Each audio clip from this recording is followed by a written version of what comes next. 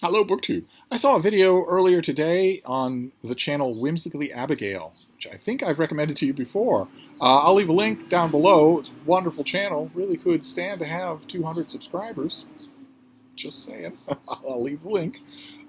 She did a video just recently. I don't know if she made it today, but I saw it today, called about 23 books that she wants to read in 2023. And that was all the provocation that I needed to look ahead. Of course, I do that anyway. The whole of the American new release market. Her video wasn't about new releases, but the whole of the American new release book market is my bailiwick. And we are slowly but surely crawling our way to the halfway point of the year, which is just further reinforcing in my mind how many 2023 releases I need to get and read before that's over. Lots and lots of them. I came up with 23 fairly easily, and I want to show them to you because there's never a bad time to cruelly crush your Amazon wish list, right? So we're going to go through these, and I'll say maybe a little bit about why I'm curious or whatnot. And the first one is by Sarah Royal, and it's this. It's AKA Lucy, a big new biography of Lucille Ball, who has had a great number of biographies, but most of them have been of the tabloid bet you didn't know style. That, I mean, I know that professional comedians invite a kind of slight treatment by their contemporaries and also by posterity. There was a lot more to Lucille Ball than comedy. She was, I think, one of the most gifted comedians of the 20th century.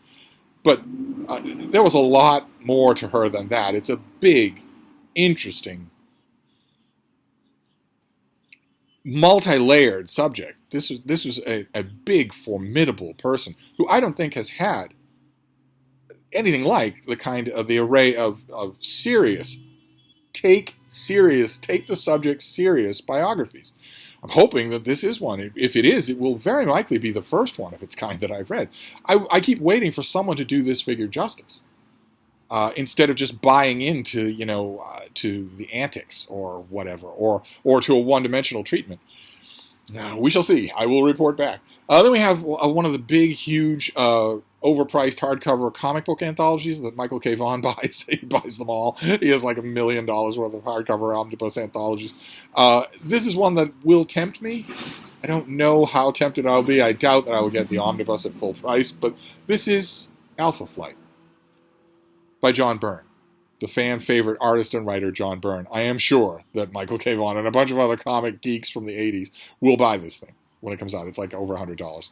Big, thick, heavy phone book type thing. And you can see on the cover there, it's not very high resolution, but you can see a team of weirdos brushing aside all of the known heroes of the Marvel Universe. Because this was a long, germinating project on John Byrne's part. This is a Canadian superhero team.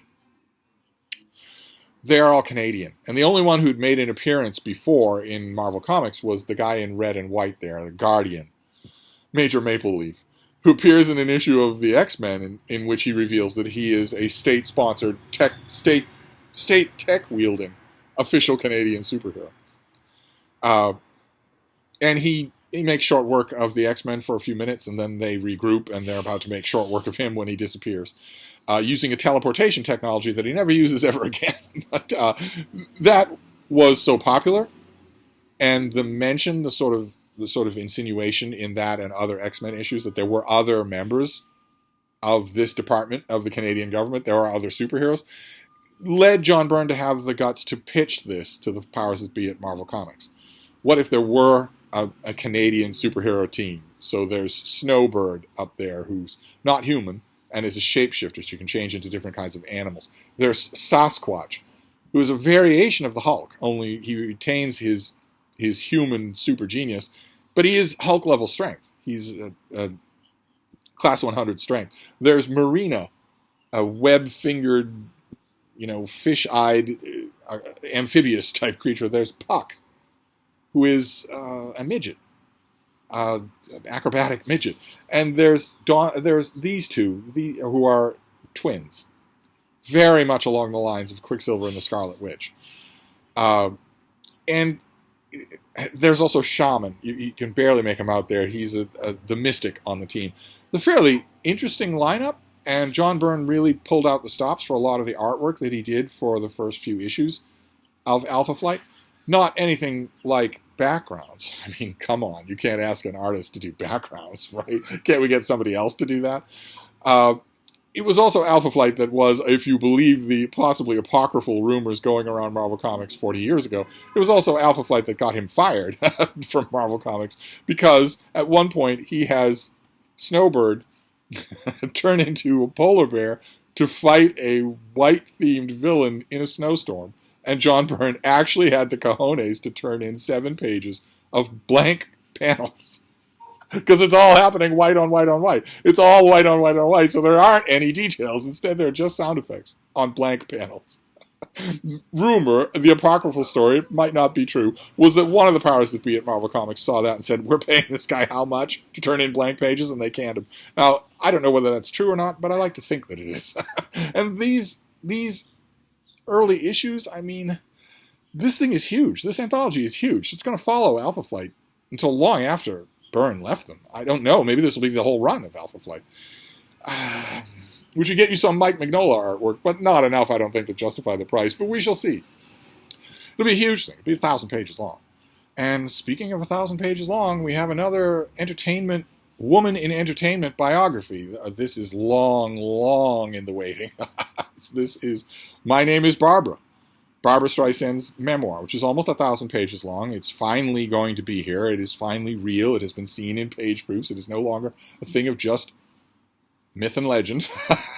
I have no idea what the editorial apparatus of this thing is. No idea at all. I'm sincerely hoping that it was extensive. And I have to admit that despite how much fun I have had in the men's room of the old Odeon in Leeds, I've never been a big fan of this figure. She's always seemed to me, like for 50 years, she seemed to me to be more icon than actual talent. She is, what I'm talking about here, for those of you who maybe don't know, maybe you aren't in American culture, is that Barbra Streisand is an absolute pillar of the gay community. This book is essentially something for the gays, even though, well, I imagine that a gay man actually wrote it, but even though I have something of maybe the technical prerequisites, my heart's not in this thing, and I am not, I confess, looking forward to slogging through 1,000 pages of prose that has been racked and bent and whipped into sounding like it comes from Barbara's own mouth. That's not going to be pleasant. Just to put it mildly, that's not going to be pleasant. I think this will get written up everywhere. Probably people paying very little attention to the memoir itself and instead talking about Barbra Streisand as a cultural phenomenon. That happened with Elton John's memoir. Only with Elton John's memoir, I was pleasantly surprised. I thought the thing was a remarkably good reading experience, to the point where at times I was actually weak enough to wonder if maybe he wrote it himself. Now, he certainly didn't, but still.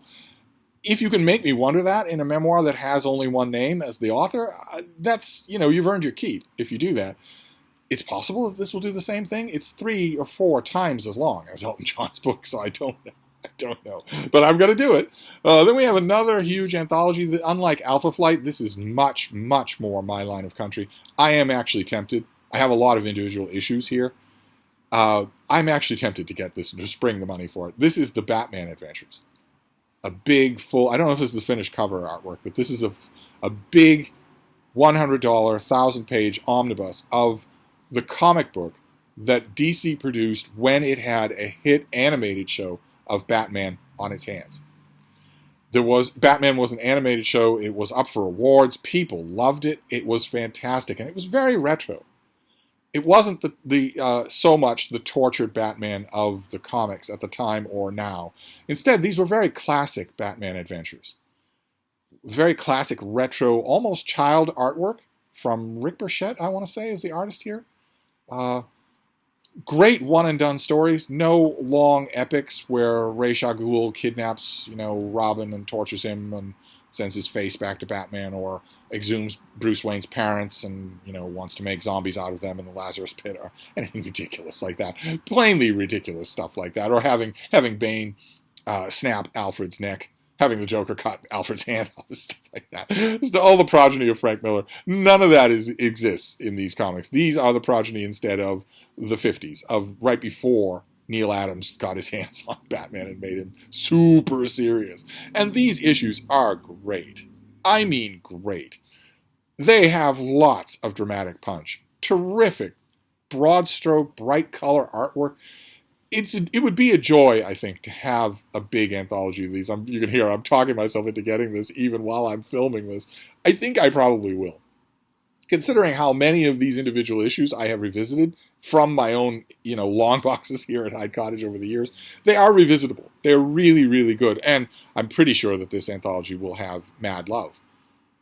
A Joker and Harley Quinn story that was honored outside of the comic book industry. People just thought, this is amazing. This is amazingly good. This will probably have that as well. I don't know. This will probably have everything. I haven't actually checked to see if the innards are listed, but this is a mighty strong temptation. Classic Batman, then Robin.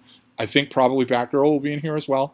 Just classic iterations of the character that were done outside of continuity. That was the whole reason they got to be classic, is that you would go to the comic shop and you had all the grim and gritty, hi, I'm the new villain, I'm the eyeball collector. Oh yeah, what's your superpower? I mainly collect eyeballs. You had the grim and gritty Batman up on the top shelves, but down at the bottom with the kids' comics, with Archie and whatnot, you had this. I used to go straight for them. They were so good.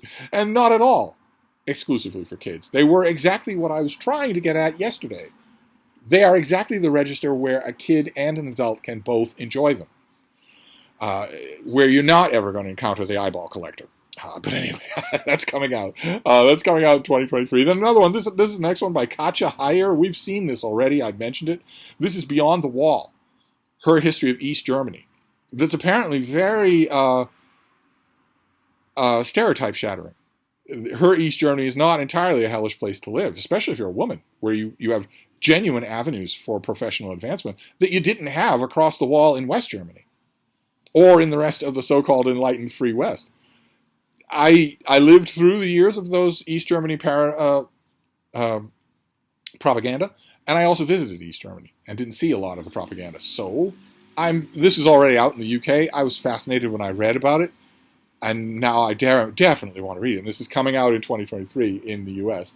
Then we have this is by Peter Hotez, MD, PhD.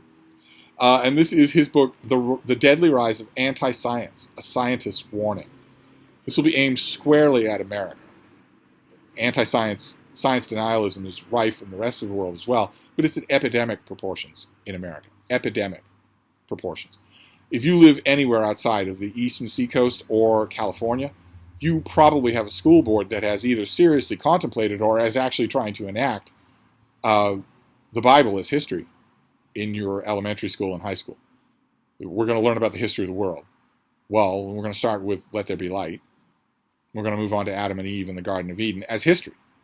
Not in the history of religion, not in mythology, but in history.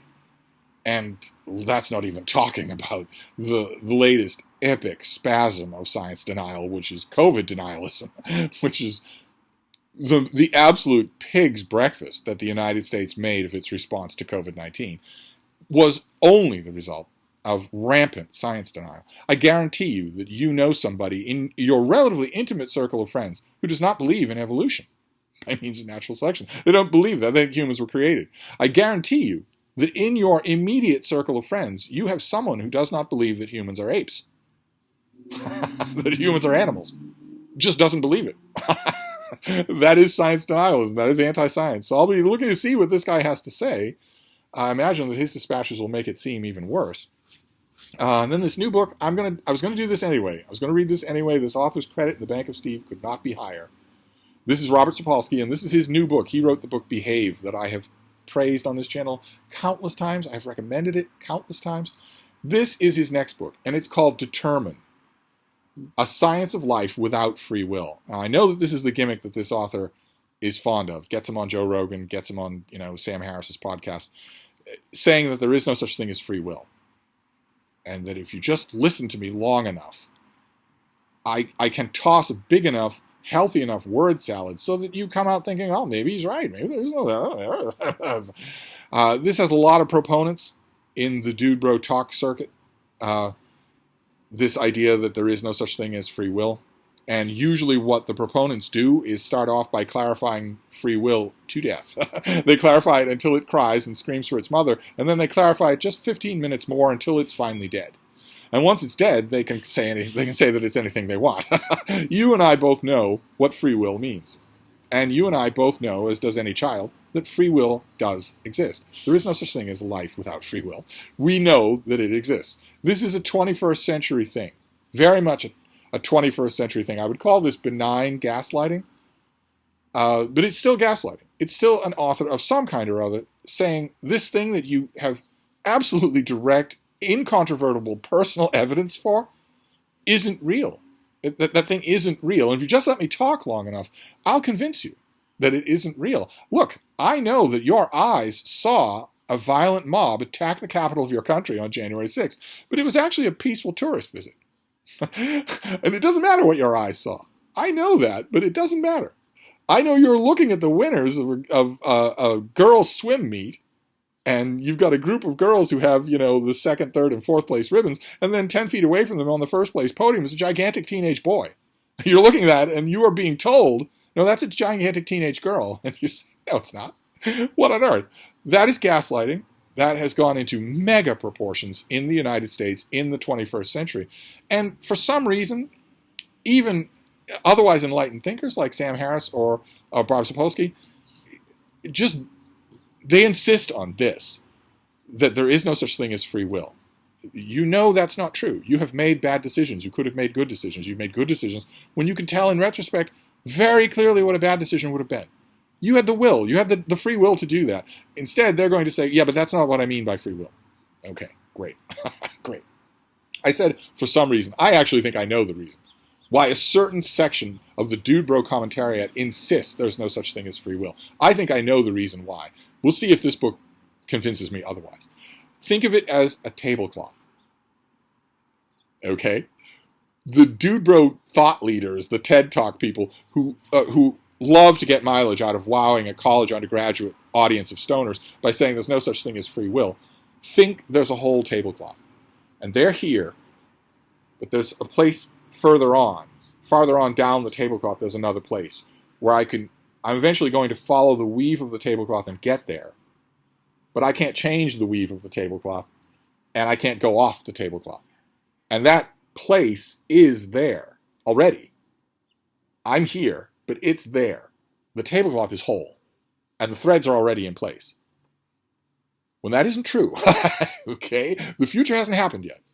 What you should think of is that you are here, and the tablecloth is weaving as you go. There is no tablecloth over here. It's not whole. And the belief that it is, and that therefore these threads are already in place, and you can go there, and maybe in science fiction, once you're there, you can travel backwards to some earlier part on the tablecloth. The belief that the tablecloth is whole is religious. And all these guys are outspoken atheists. And I think the reason that explains why they go on at great length about that, now you don't have any free will, is because they don't actually want to give up on theism, on the theism in which they were raised. Some people do. Some people just don't think about it at all. It's just not part of their makeup whatsoever. And some people, sometimes the loudest theists, that's not true. They actually think the tablecloth is already woven and it's already whole. It's not. It's not. The future hasn't happened yet. And therefore, free will exists. We shall see. Sapolsky is not going to convince me that the colloquial understanding of free will doesn't exist, because it obviously does. He's not going to, in other words, gaslight me. But this will be fascinating anyway. This is a megawatt author, megawatt thinker. So I'm gonna contend with the book, yes, but I'm going to enjoy it too. Then we have a romance. I'll go from Robert Sapolsky to a romance. This is The Duke Hunt. This is The Duke Starts a Scandal by Sophie Jordan. I don't know what's going on there. I don't know what's going on in that picture. It's a classic Regency cover. You've got an ornate background, and he doesn't have his shirt on. But I don't know. That's not actually... Anyway, I love Sophie Jordan. Cover notwithstanding, I will read anything that she writes. I think this might be the beginning of a series. Not 100% sure. But I think it might start off... I think The Duke Hunt might be book one in that series. Doesn't matter. She and all the other ladies who produce mainstream romance novels are such pros that you're not going to worry coming in on book 3 or book 4. Then we have, this is by Joe Roman. This is a natural history, but it's the type of natural history that I often encounter that tends to be on the dumb end, that tends to think, well, the only way I'm going to get people to read about, natural habits of animals other than humans is to dumb things down and yuck things up. I encounter way too many of those books. I don't tend to like them. I don't really know what the core audience is. If you're going to say that it's young people, especially young men, well, young men are more sensitive than anybody in the world to when they're being talked down to. They're going to notice it in a second, and they're not going to like it. It's obviously not going to be for people who read real natural history, much less people who specialize in it. So I don't know what to expect here. Maybe it will be one of those things, but it's coming out in 2023, which means it qualifies for this video. It's called Eat, Poop, Die: How Animals Make Our World.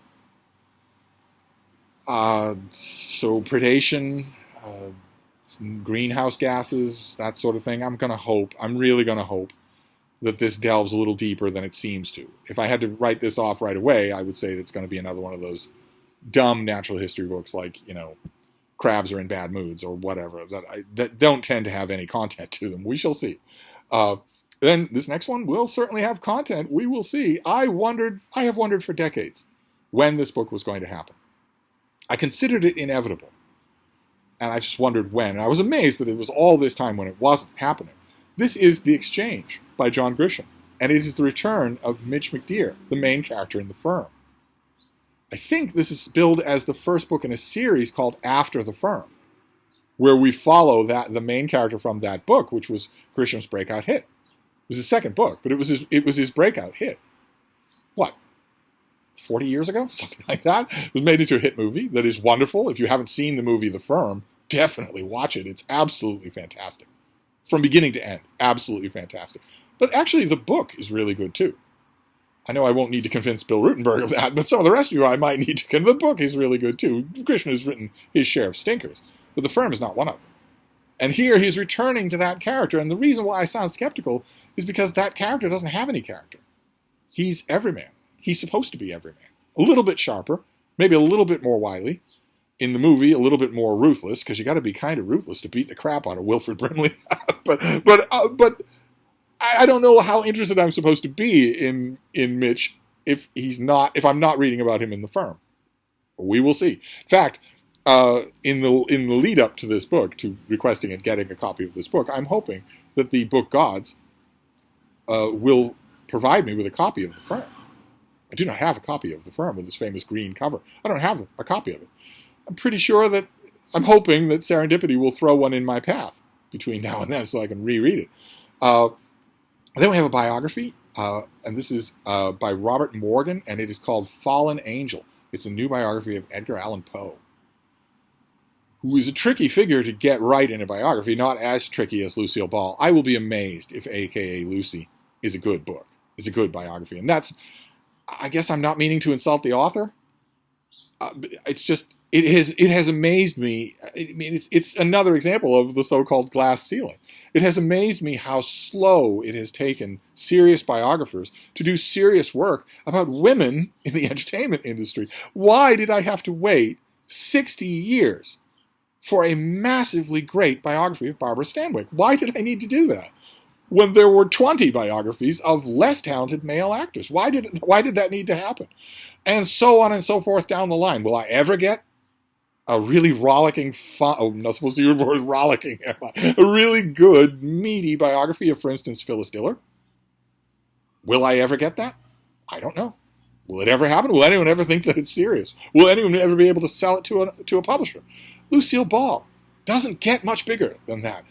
I'm hoping the same thing with that book as I am with this one, that the author is not going in for cheap thrills and, lurid details. Poe has been well served for really good biographies, although I could make the same glass ceiling case here that I did about women in the entertainment industry. I could make the same case in the literary industry. Poe has been well served with biographies. Definitely.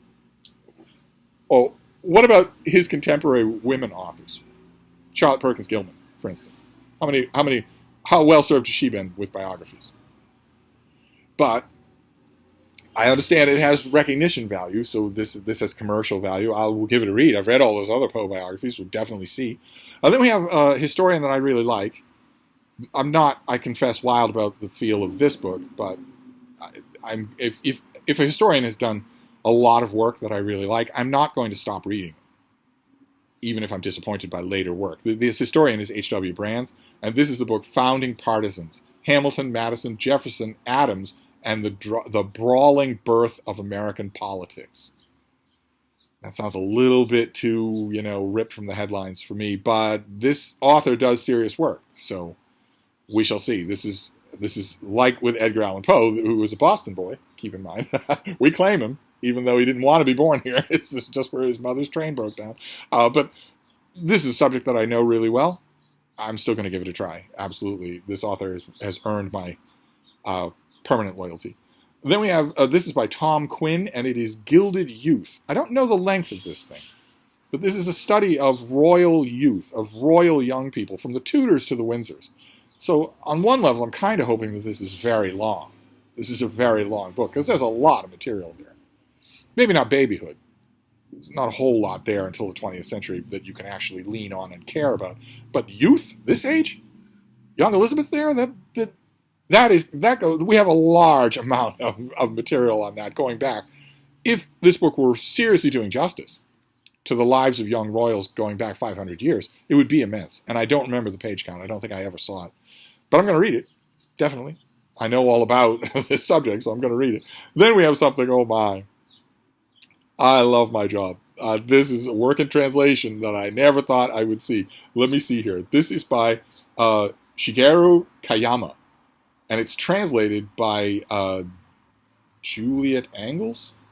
Anyway, it's Godzilla, and Godzilla Raids Again. This is the first ever English language translation of the original novellas that introduced Godzilla to the world.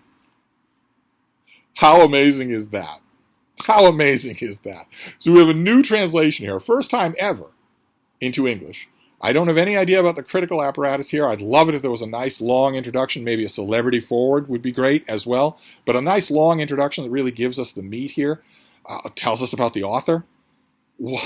I know it seems a little silly for me to be so slavishly hoping for a heavily annotated Godzilla book, but I nevertheless am.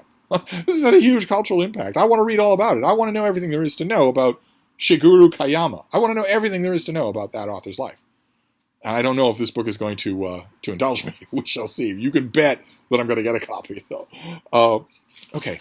Then we have another romance. This is inspired by Sarah at the Bookish Knitter. I know she likes this. There are plenty of romance booktubers who like this sort of thing. It's a black box, impenetrable area to me when it comes to romance, but I'm going to keep trying. That's Amish romance. I do not understand the appeal of Amish romance. I guess on one level I do, because you can easily view it from the outside as this kind of storybook, non-technological Shangri-La. But I've met the Amish. I've spent a lot of time with the Amish in Pennsylvania and especially in Iowa. And there's nothing romantic about their world at all. You have to be looking at it without knowing anything about it. And it's also fiercely, repressively patriarchal, which flies so much in the face of contemporary romance. And is repeatedly soft-pedaled in the contemporary Amish romances that I read. But I'm going to keep reading until I read one that I like. That's never happened. This is a new one by Beverly Lewis, who has made herself a very comfortable 7-figure income on Amish romance. This is called The Heirloom. With a very lovely cover. So we will see. Maybe this will do it for me. I will certainly request it. Then we have something in a trend. Last couple of years, we have seen very beautiful, archival quality editions of Tolkien with Tolkien's own illustrations. We got The Lord of the Rings with Tolkien's illustrations for the first time ever in a popular volume. Then we got the Silmarillion with, sewn binding and including a cloth bookmark and all, and the cleaned up archival quality reproductions of Tolkien's illustrations. Inevitably, we are now getting The Hobbit in that same kind of format. Great. Fantastic. So you'll be able to have a whole set of these. And maybe, I will request a copy of this, but I know I won't keep it. Because every time I get one of those deluxe Tolkien editions, whether it has his artwork or not, I inevitably give it to somebody because I'm not the destination for such books. I would destroy it. And that's not right. It should go to somebody who's a lot more careful with their special books. I'm not saying that those people wouldn't read it, but they'd be a lot more careful. And so when I get this, I will just set it aside. I won't try to put my hands on it myself. But it will probably occasion a reread of The Hobbit. Anyway, It just won't be this edition, because that would be pearls before swine. Then we have another romance. This is another author. It's purely an author by. The author is Vivienne Lorette. We saw a lot of her on my romance tour, of my library tour. Basically, she's the same as H.W. Brands or whatever. I will read anything that she writes. She would have to drop the ball pretty severely for me not to like a book of hers. And this is a new one. This is The Liars Club. It had to be a Duke. Another classic Regency cover where you've got an ornate background and a flowing dress, but the man doesn't have any clothes on. He's undressing her in public, of course. But I'm okay with modern iterations of the Regency genre that I love so much. And I've read everything by this author. I'm certainly not going to let a new release go by. Then we have, this is something, a little bit of a niche subject, but it definitely appeals to me. This is The Lost Subways of North America. And this is not just a history of subway lines that were built and used and then fell into disuse, but also subway lines that were planned and maybe even partially built, and then the funding went away, or the planning went in some different direction, so they're just sitting there, deep underground. Sometimes with ornate stations that just aren't in use anymore. These sorts of things absolutely fascinate me. There's, as far as I know, in 2023, there was also a really good, big, oversized illustrated history of Amtrak stations. The nationalized train station line here in the United States, which is paltry compared to Europe. But Amtrak has a wide variety of train stations, and some of them are the cutest, most ornate little brick buildings that you've ever seen. And there is a big sort of panoramic picture book history of those that's in the works. But this will do just fine. I use the subway quite a bit to get around. I've used many subways quite a bit to get around. The main two ones being New York and Boston. And New York subway dwarfs Boston's in size and complexity and is an ecosystem of its own. I wonder how much of that I'll get in this book, a discussion of how subways are an ecosystem of their own. It's always going to be interesting to me. Of course, I will indulge in the bookish singularity of reading this on a subway. You got to do, if you have the opportunity, you got to do that. Then we have a great big book, heavily illustrated. This is Ocean Life in the Time of the Dinosaurs. And there is a mosasaur leaping out of the water to get at a pterodactyl. So this will be, we saw a Princeton Guide to Dinosaurs just recently. This will be along the lines of that, heavily illustrated, and synthesizing a lot of the latest research in what we know about ocean life in the time of the dinosaurs. It's a sprawling subject. No one book can do it justice, but I love these popularized versions, especially if they don't talk down to me. I'll have to hope that that's true. Then this next one, I don't know what to make of this one. This is the latest in the series that I have read all the books in the series. This is the Autobiography of Benjamin Cisco. This is a Star Trek book, and it's the latest in a series in which we get the autobiography of so-and-so. Started with Captain Kirk. Then we get the autobiography of Jean-Luc Picard. Then the autobiography of Mr. Spock. Then the autobiography of Catherine Janeway. Now we're getting Benjamin Cisco. And I've read these. I've reviewed one of them. I think I reviewed the Janeway volume or maybe the Spock volume. But they are such missed opportunities. They are so corporate driven. This is basically going to be the studio book on Benjamin Cisco. Here are all the things that happened to him in the order that they happened. To call these things the autobiography of is such a waste of an opportunity. The Kirk biography does not sound or read like the autobiography of James T. Kirk at any point in his life. It simply doesn't. The Spock volume, not even close. And probably the worst offender, the one that comes closest is Catherine Janeway. But the worst offender is Jean-Luc Picard. And I only saw that in retrospect as I came to know the character of Jean-Luc Picard much better through Book Trek, where I read a lot of Next Generation books, and also through Star Trek Picard, where Patrick Stewart reprises the character.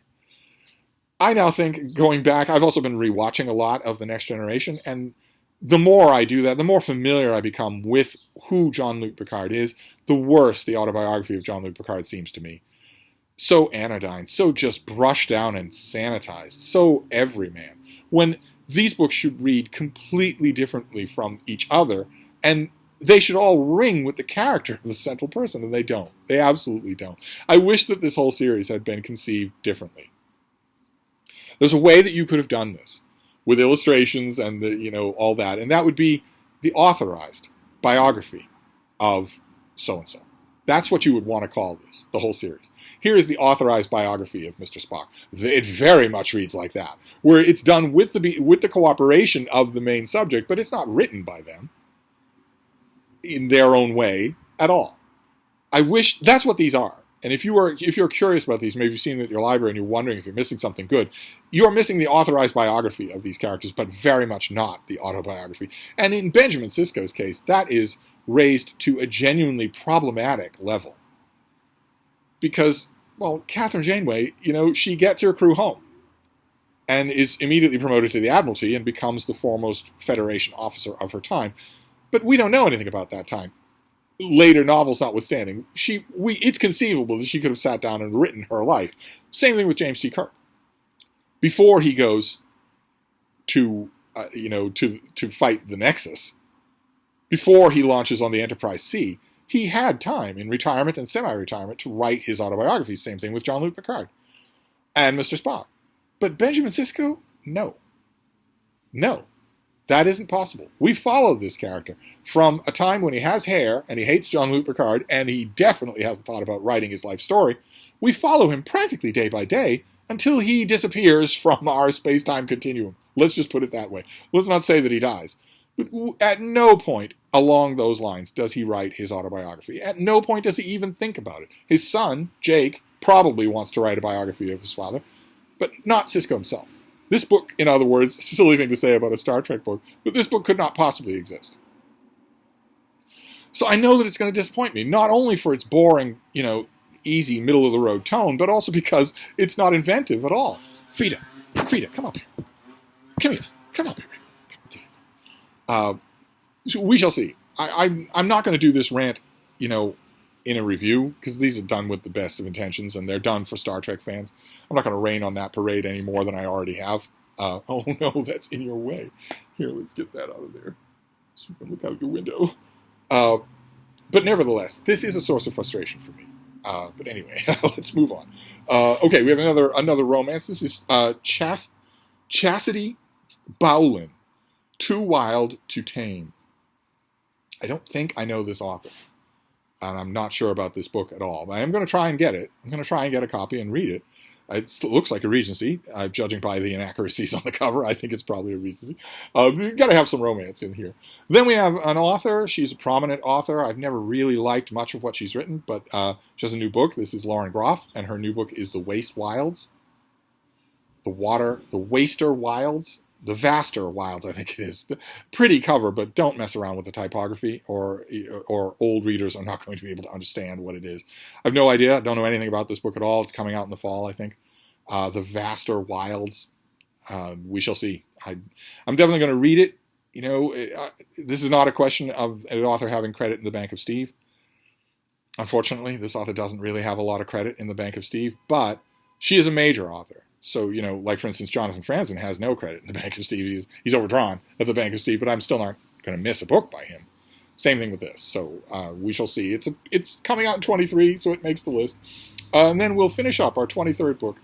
I'm going to try not to squeal hypersonically because I don't want to shatter the screen of your TV. But Penguin Classics is continuing their Marvel Comics reprint line. They did Captain America, the Black Panther, and Spider-Man in their original 3 runs. And those had classic black spine Penguin paperbacks. They also had more deluxe hardcover editions for collectors. Now, I have not checked to see if the hardcover collector versions of those have increased in value. I haven't gone on eBay and seen, are they asking the moon for those copies now? I know that Penguin didn't do an unlimited print run of them. I think they were designed to be collectible. They are doing it again. The reception for that Penguin Classics Marvel line was really good. They got reviewed in the TLS. They got a very warm reception from me. So they're doing it again in 2023. And the next 3 volumes in the Penguin Classic Marvel line are all team-up. They're all team books. So you have the Avengers, the X-Men, and the Fantastic Four. Classic issues plucked from the continuity of all 3 of those. I've got the Avengers here, and that is the cover of the collectible hardcover. The paperback will look just like this. It only won't be green. It won't be hardcover. It'll be the normal black spine Penguin Classic treatment. of the Fantastic Four, which will include the coming of Galactus and probably this man, this monster, and their first appearance probably. The X-Men, I think, has the first 4 or 5 issues of the X-Men and then a couple of classic issues, but nothing from the Claremont Cockrum Byrne run. Pretty sure that's true. I'm pretty sure it doesn't have any later X-Men stuff in it. And the Avengers, obviously, you can tell, that's a John Buscema cover. So this will have... Well, I don't really know. I haven't really checked to see what's in here. I'm going to try and resist the urge to check the contents at all until these things come out in the fall. I kind of want to be surprised by what's in them. I'm pretty sure I know what the Fantastic Four will do. You're going to do a book like that about the Fantastic Four. It's pretty predictable what you're going to do. But the others, not sure. But I am first in line. And I will certainly write about these things, probably at great length, and show them to you. So there you go. That is 23 books that are coming out in 2023. Once again, I will leave a link to Whimsically Abigail's channel in case you want to go and subscribe.